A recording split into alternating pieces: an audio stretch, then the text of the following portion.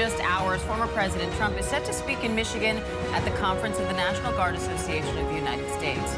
Earlier today, Trump laid a wreath at Arlington National Cemetery, marking the 3rd anniversary of the deaths of 13 U.S. service members during the withdrawal from Afghanistan. He also spoke about that earlier today, saying incompetent people led the Afghanistan withdrawal.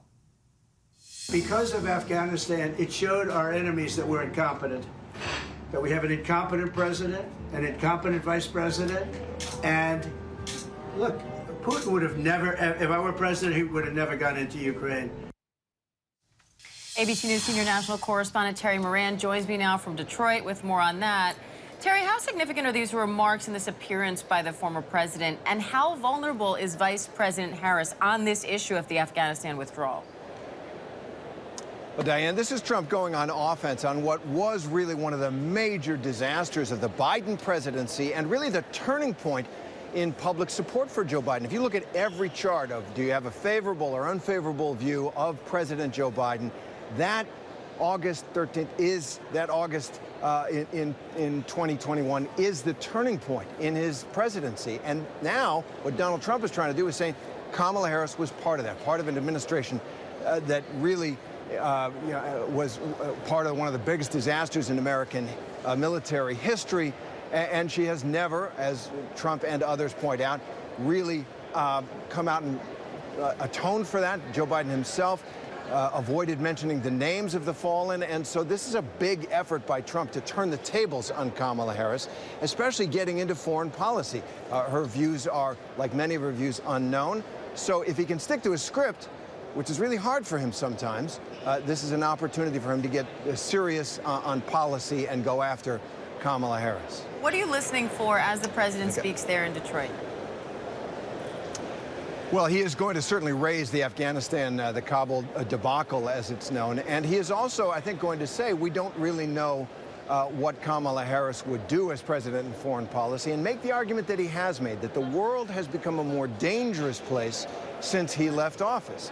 He says time and again that Russia never would have invaded Ukraine if he had been president, that Hamas never would have attacked Israel if he had been president. Of course, those are unprovable, but his basic argument is he was tougher, and the world respected and even feared him, and that with Joe Biden and now with Kamala Harris, that's gone.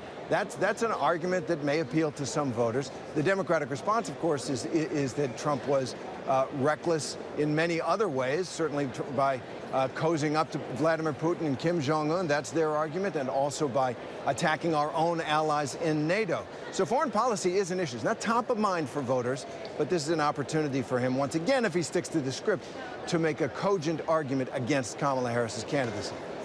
Now, his running mate, Senator J.D. Vance, says Trump would veto a national abortion ban. What is Trump saying on that issue, and how is the Harris campaign responding? Well, Diane, what Trump is saying on abortion is different in some ways than what he said before. He's been bragging now for years that he was the one who killed Roe versus Wade. He's now sounding a little bit like the dog that caught the fire engine. He doesn't know what to do with it. It is a very important issue for millions of voters.